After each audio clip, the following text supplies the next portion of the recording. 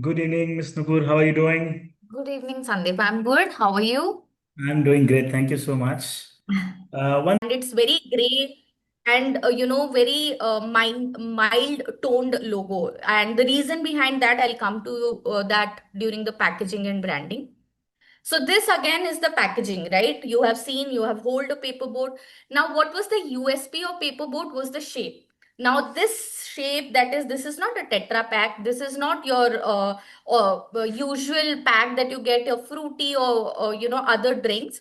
This is basically a designed agronomic pack, and when you hold it, it gives you that hold on the pouch, and that's how they designed this. The idea was when you hold a mango, this is summers, I'm sure all of you have had mango. When you hold a mango, the feel that you have when you hold a mango, the grip that you get is exactly the grip that they wanted to give to the packaging.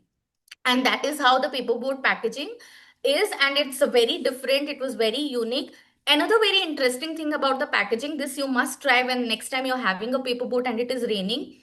After finishing the last drop, blow that up, screw it back, and wherever you see water, you just put it and it will start floating like a boat.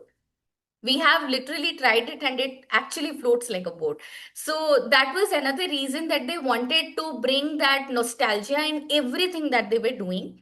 And when you see the design strategy of the packaging, so the material is very paper like, but it is not paper because otherwise it can't hold liquid. And the highlight is always the fruit of the the majority of the fruit that's there. Like for example, chili guava, you see guava, you see chili very less. Amras, you see am panna, you see the green am. So the highlight is basically the fruit of which the drink is made of. And then niche in the bottom that you see the entire sketch, that is again a boat, waving, like crossing the river or whatever. And the entire packaging is a wrap. If you can get hold of a paperboard next time and just turn it around, you will see the entire wrap on the bottom. It is a complete storytelling that something is raining and the boat is going through the puddles of water. It's an entire storytelling. And it also, the sketch looks like it is done by a third grader. It is done how you used to, like we used to do mountains scenery. It's always the same design, the same, every child would be doing the same you know scenic design. Similarly, this was derived from that. And again, if you see, they also have very smartly written the tagline on the bottom, or and on the bottom of the pack here, this particular image that you see, there is always a very clever fun line that is written in every pack. I don't know how many of you have tilted it around and seen the backside of paperboard, but do observe this. Operationally, the benefit was they saved a lot of space, because when it is tetra pack, you have to put it in rows and columns, because otherwise it will squeeze, the packet will get damaged. But in this one, they saved a lot of space. You can squeeze it together. It is not going to come out, it is not going to burst. The packaging was robust, the rate of damage, the spillage was really less. And it's not recyclable. The other packaging are not that recyclable. This is again, they are making some, I think 90% of the packaging is recyclable of this particular packet. So that is how they are also substituting damage, they're substituting glass, they're substituting paper, a lot of other stuff. Now, coming to the logo, why it is gray in color? Because the packaging is very vibrant. All the packaging is vibrant or is white. Gray really pops up. So, because everything is vibrant, again, if you do a logo very vibrant, it doesn't stand out. This is a usual strategy that we use for our other brands as well. If a brand is very vibrant, the products are very vibrant, we try to keep the logo very minimal, because that will make it stand out in the loudness of the design. So that is again another approach when you're designing something or you're branding or you're thinking from a brand strategy perspective. Always make sure that there is a balance. Now, this is just a quote that I really love. Design is an opportunity to continue telling the story, not just to sum everything up. So everything is basically a story. When you're putting all the elements together, it has to tell you a story. Now, coming to the target audience, so what they did was when they were launching this drink, the primary target was basically people who are working, who are in metro tier one, not getting access to those, nostalgic childhood drink. So they targeted primarily 1990s kid, and within 20 to 40 years when they launched, and they knew that these people are not getting proper, that kind of a flavor, that drink again, which is hygienic. It was really a problem for people. So they started and launched and see how is it, performing. But right now they have established it in a way that everybody, not just the 90s kid, even post that, they are able to, set that personality for themselves, where people grab a paper boat because they love the taste of it. And it is drilling down, the legacy is drilling down of paperboat. It is not vanishing. They are able to even target the new age audience, and their personality is very agile, very contemporary. That is another reason that they are able to, target the young audience, as well as very innocent like a child, and innovative because of their packaging, because this was the first packaging that they were able to come up with.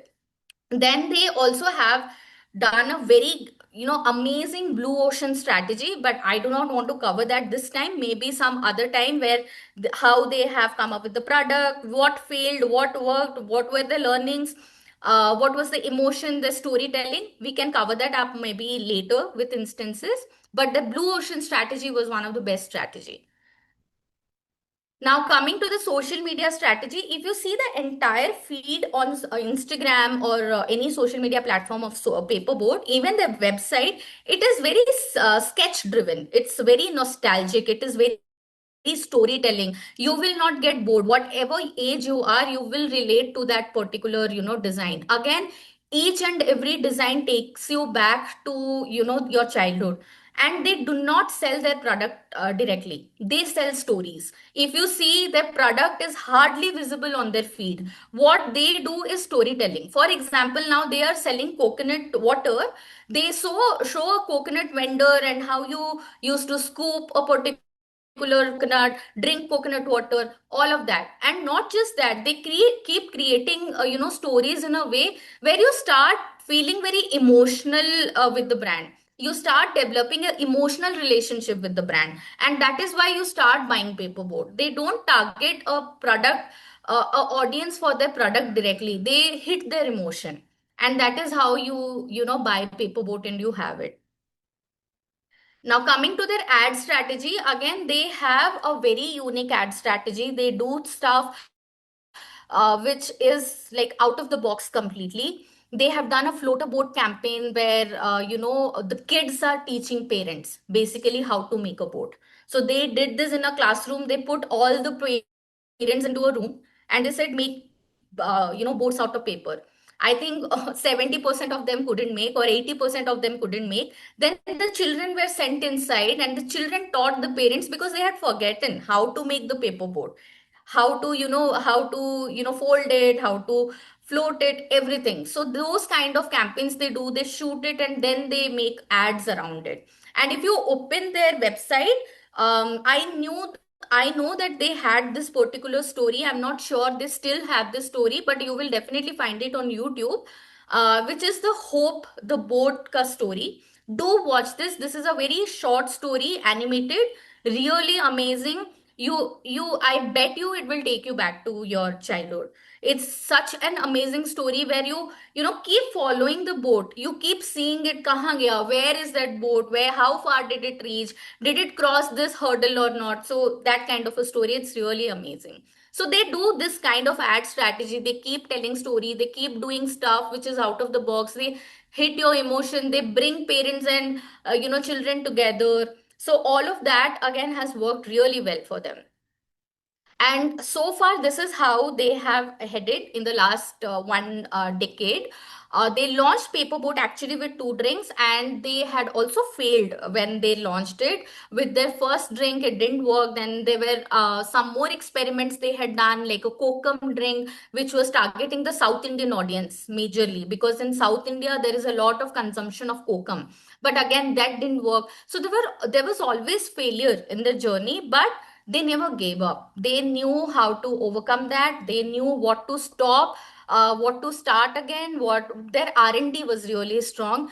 They never put a full stop to things. They had also launched a lot of food range, but like a solid food. But again, they stopped it. Only few of them are still there in the market, but they discontinued few of them. And this is how they have traveled in the last decade. In 2016-17, their sales were they had increased by 12.5% from 2013. From 17 to 18, again the revenue growth was around 70%. And then 2019, 26.1 million revenue, and 2020 they made 32.3 million revenue. So this is how their journey has spanned in the last decade. And from the start till now, they have never stopped their R&D. They have done great R&Ds, they've launched great products. And that is one learning that even I take with me when I work with any brand, is never stop trying. Because something which you think might not work for you or might not work for the brand really clicks and really works. So marketing is all about experimentation, to be honest. If you don't experiment, you will not get result. And there are lot of brands, lot of startup, lot of founders who are very hesitant to experiment. They think if we like XYZ, the audience likes XYZ. But honestly, that's not the scenario. What happens is you have to go to the shoes of your customer. You have to think what will they like and then do things. And I think that is something that Paperboat has cracked. They launched few things which they thought will work but didn't work, but then they backtracked. They went into their shoes and they thought, what is now going to work? Let's think from the perspective of a customer. And Narayan Murthy has been investor, as well as he boasts about Paperboat. I am one of them. I love Paperboat, not because as a drink, but or I have worked with them, but honestly, if I see a Indian brand and a case study which has really worked, and I can take a lot of learnings from them, it is Paperboat. I have replicated lot of these learnings with my previous clients as well. When I was working with Dill Foods, I have implemented such kind of nostalgic strategies to 2 3 brands, and it really worked well for them. So I think emotional strategy, storytelling strategy, when the product or the service is in a way where this can be implemented, you should definitely try this because it works. Now, here I have ended my discussion, my briefing about Paperboat. The next is a little more discussion from your end, and I will take up any questions that you have. I will be like really glad to answer them. But I want to understand few things from you. So let's, you can maybe drop your answers in the chat box and I'll take a look. So basically, tell me which brands do you think, India or outside, doesn't matter, are category creators? Like how Paperboat is a ethnic drinks category creator. What do you think is a category creator, and what is the name of that category? What will you name that category? So let's hear your answers, and let's see what are people saying. I'm really excited to see. Um, just start dropping your answers on the chat box.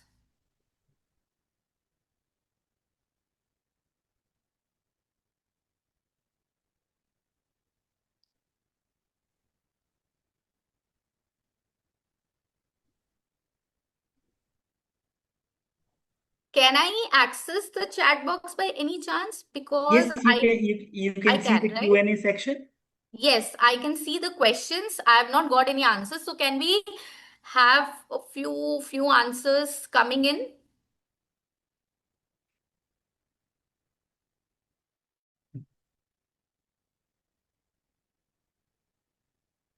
I think over a time, what happens is when you speak about a category brand, they become a synonym also, Yeah, right? So when we speak about something like when we say noodles, okay, it is more over the Maggi is a brand which always says, okay, this is absolutely. what it is, right? So chocolate has been renamed as a dairy milk.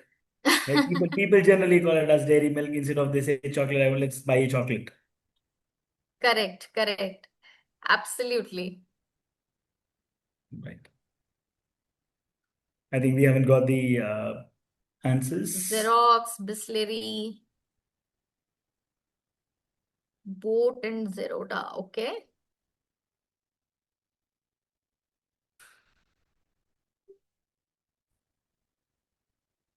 Xerox again. Bisleri is not a category creator per se, but yes, you can say that they are serving a category. But so let me just define category creator a little bit for you to understand something which wasn't existing. It is an innovation altogether. What it is existing? Printing is existing. Maybe you can say yes, Xerox came up with the printing solution. So it can be a category creator in that way. But when you say boat won't be a category creator. It is a niche market creator. So it targeted the right niche to create their audience.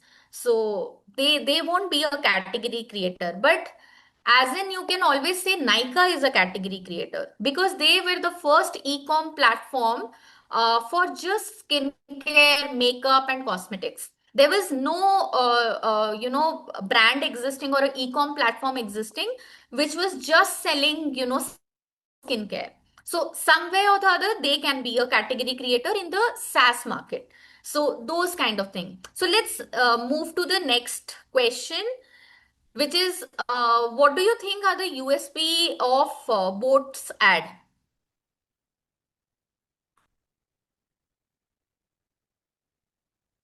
When I say USP of Boat's ad, it is basically what do you see as the benefit or let's say one unique thing about Paperboat's ad. If you have seen Paperboat ads, because Paperboat doesn't do a lot of ad, by the way. It really takes back to the olden days. Yes, yes, yes. That definitely yes. Simple and nostalgia, drinks and memories. Yes. Anything else? Storytelling. Yes.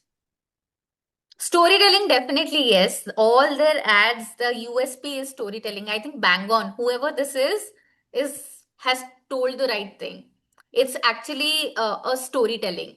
So every ad of Paperport is not selling their product. It is just telling stories. Story. So the next question is, why did Paperboat venture into other category like food, aam papad and everything? And whether do you think it is right or wrong? Because they were always into drink, they were never into snacks, they were never into anything else, but they have launched few food items as well in their entire range of product, dry fruits and then chicky, one of their best selling product. So do you think again that it is a right strategy, right move, wrong move? And why did you think Paperboat venture into that category?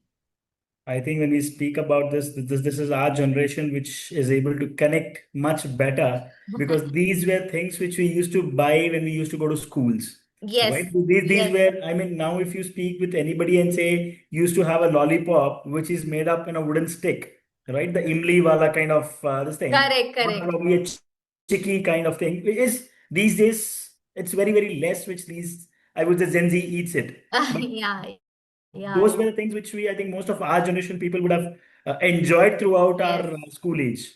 Yeah, absolutely, absolutely. The Go Desi, again, that's another case So this study is again, yeah, altogether. Go Desi does the Imli Pops, and only that box. really Yes. does well. But again, the idea is right that they launched into different other categories because they never left the storytelling by launching it. They never uh, moved or moved from their brand strategy of creating nostalgia. All of this product that they launched had some nostalgic factor to it. If it is aam papad, yes, our mothers used to make it, our grandmothers used to make it, we used to buy it when we go to school, we used to buy and eat it. Same goes for the chicky. And when it comes to the dry fruits and nuts, again, it was the most healthy snacks that was being served by mothers at our houses when we want to munch something. Instead of giving us chips, they used to say ki, roasted chana kha lo, kaju kha lo, and that is how things came up. So yeah, so that is one of the reason. And this is one more quiz, so I'll just quickly finish the quiz so that I can then answer your question. Just quickly tell me, out of all these pictures that you see, One is, a plane. One is a sketch, like a paper and quill with a ink. Then you have paperboard. Then you have this cartoon. What is the one that you link with paperboard? So leave the fourth cell, like this one, the second one. Just tell me, out of this three, what is one picture that you link with paperboard the most and why?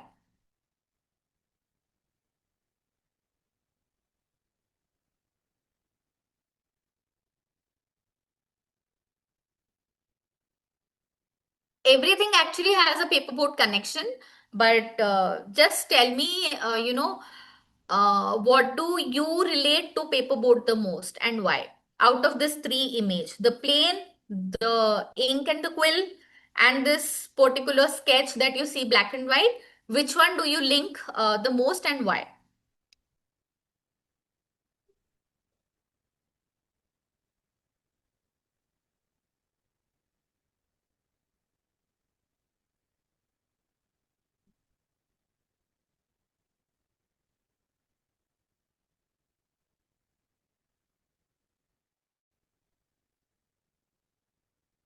Sarita says it's the fourth because of the childhood time, black and white picture in book. I won't be surprised if people do not tell me what this cartoon or a sketch is, and I will start feeling very old, which I am, but of course, people might not know here because you're Gen Z, but I will tell you what that sketch is particularly. Fourth one, okay. Second one. When you say second one, are you referring to the ink and the quill? Third one, okay. Okay.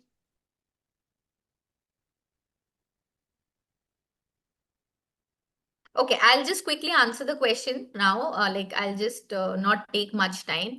So, the plane again is related to paperboard in a very strange way. Lot of airlines nowadays serve paperboard. Paperboard. Uh, so that is how the airlines and the paperboat is connected. The second, the paper in the quill, basically, if you have noticed my first slide, I'll just go back there. There is one song that was written and was given to paperboat for their anthem, like a anthem. That was "वो कागज की कश्ती वो बारिश का पानी." This is a very old song. Basically, not everyone will know, and that was written by Gulzar, if I'm not wrong. So that is how the quill and the paper is basically, related to paperboard. And this sketch image that you see, guys, this is Malgudi days. Malgudi days. So I'm not sure how many of you know Malgudi Days. Malgudi Days again was this sketch effect storytelling. It was a proper show, but it also had comic book, and all of that was basically sketching. It was everything sketching, black and white, and that is the same approach, the design approach that Paperboat has taken from Malgudi Days. But only thing is they are colorful. They are colorful, watercolor based sketching, but Malgudi Days was a pen black and white sketching. But the inspiration of Paperboat's design strategy or social media strategy has come from Malgudi Days. So yeah, so that's all from my end. I think it was an amazing crowd, good participation, great answers. So now I will like to answer all of your question. I can see a lot of them on the chat box. Let me just go one by one and see.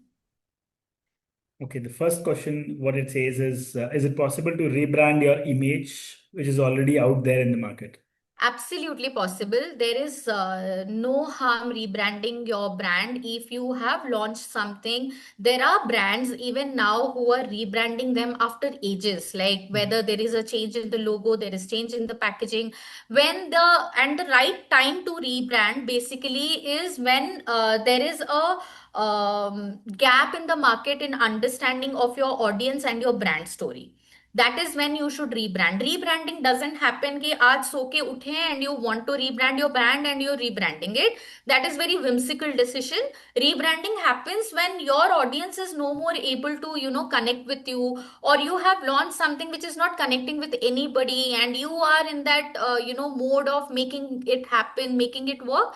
That is when you start rebranding, but you can always rebrand. Okay, so the next question says, what are the biggest mistake that the beginners make when they're trying to build a brand? Beginners make a lot of mistake, and you should make mistake.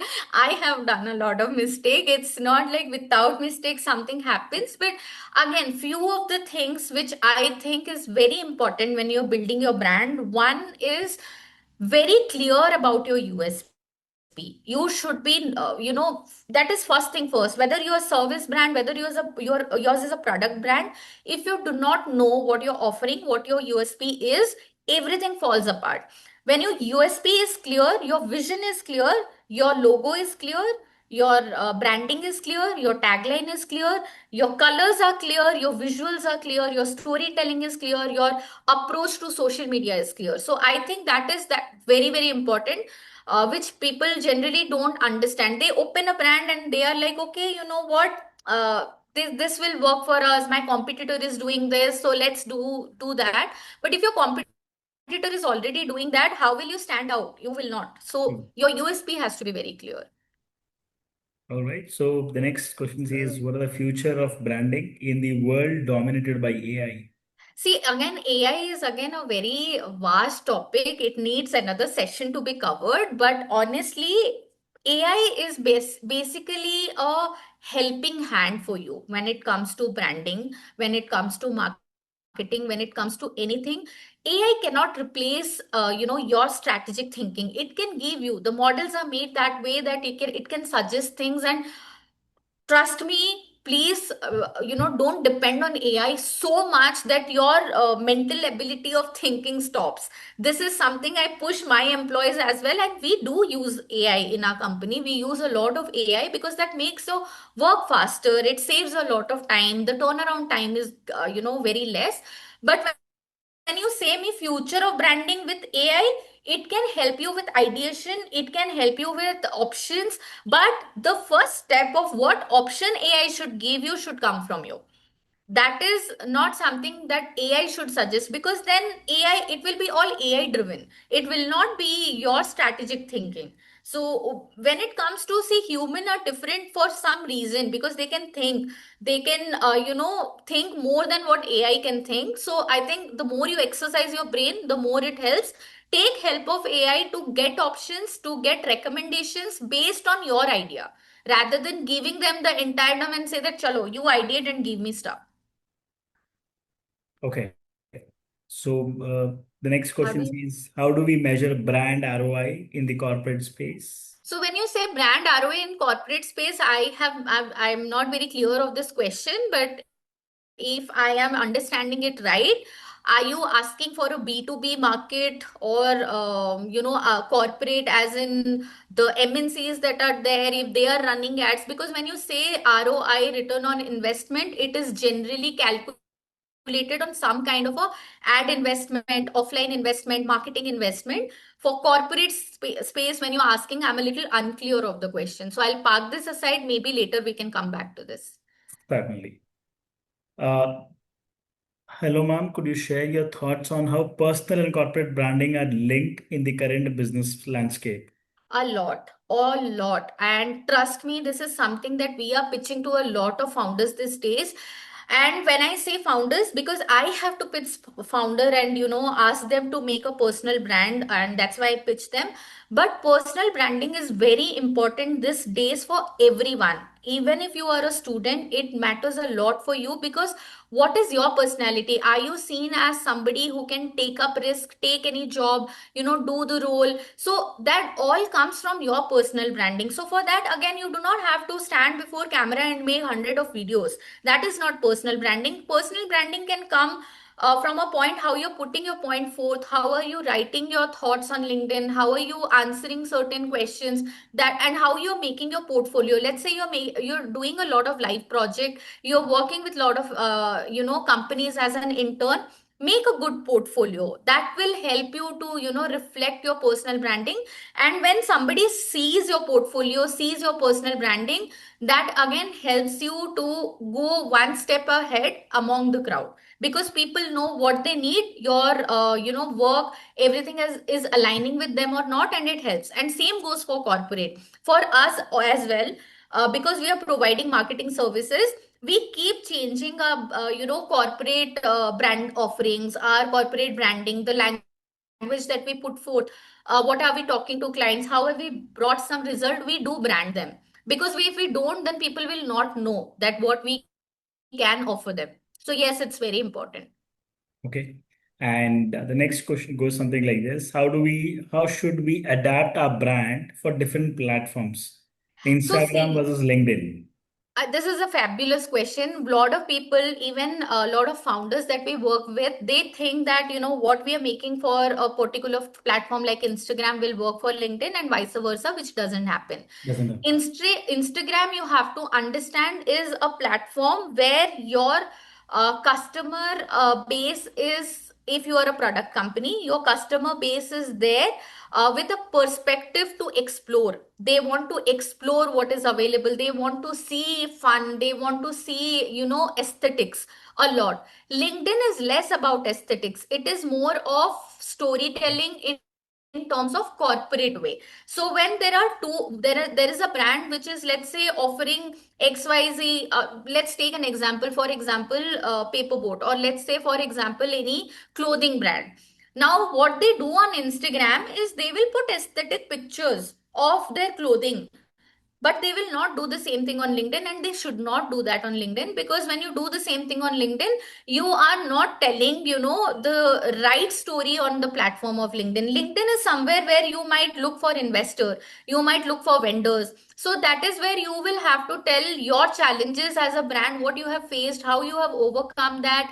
Let's say if you're a clothing brand, then how was procurement a challenge for you, how was manufacturing a challenge for you, what kind of vendors are you looking at. That will help you. And you cannot repurpose every content that you do on Instagram, on LinkedIn, and vice versa. It has to be a two different strategy altogether.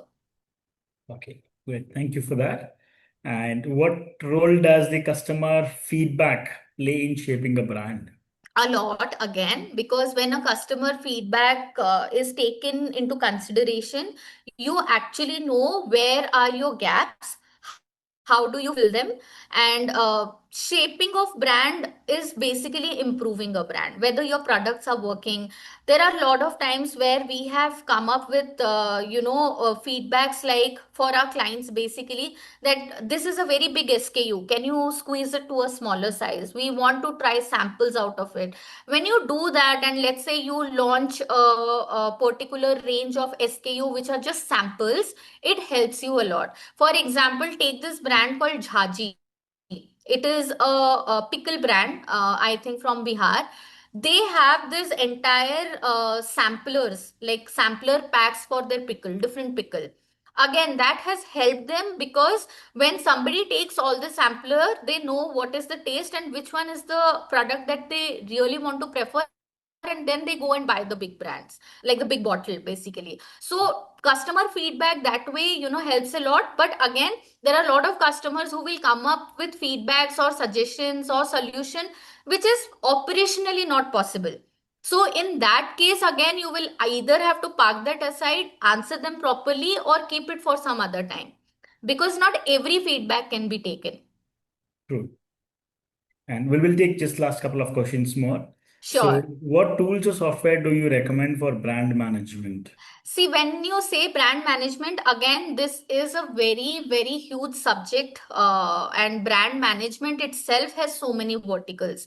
Like designing comes in brand management, your logo structuring, tagline, everything comes in brand management. So I'm not sure, again, in when you say brand management, exactly what category are you saying? Because for everything, there is a different tool. So maybe we can take it up later. You can, I will send some recommendation from my end on what tools you can use for each of the category. Great. And what role does storytelling play in brand sustainability?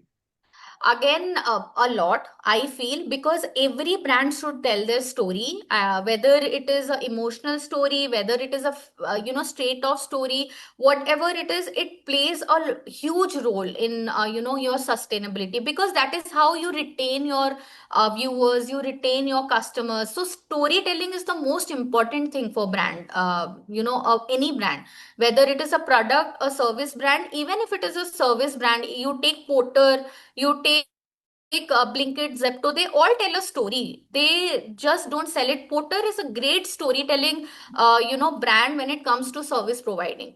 It gives you instances, use cases, case study where it is telling a story, your daily problem, your day-to-day problem, how it can solve with its service, all of that. So again, storytelling for any brand, B2B, SaaS, product, D2C, doesn't matter. You should tell your story out so people know, connect to it, reach out to you, and it helps in brand building and also visibility of the brand.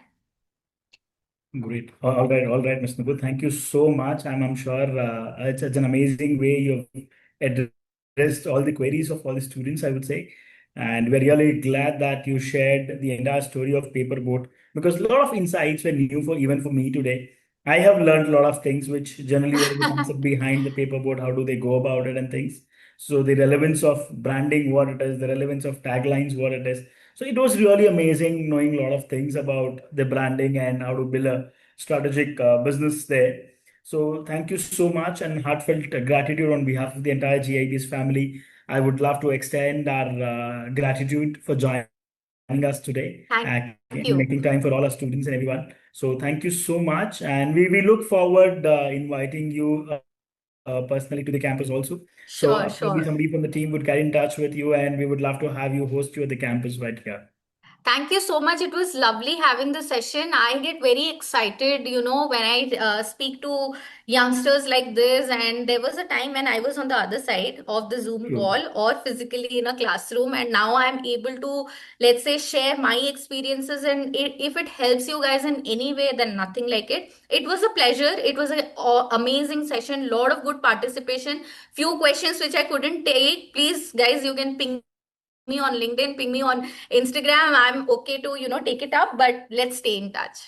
Certainly. Thank you. Thank you so much once Thank again. you. And on behalf of the entire GIBS family, we extend a heartfelt gratitude to all the participants who have joined in today. And I would suggest to be in touch and follow the social media handles of GIBS, whether it is LinkedIn, Insta, Facebook, YouTube, or X. So you stay updated with even many more such IRE talks, which will be going to happen in the future.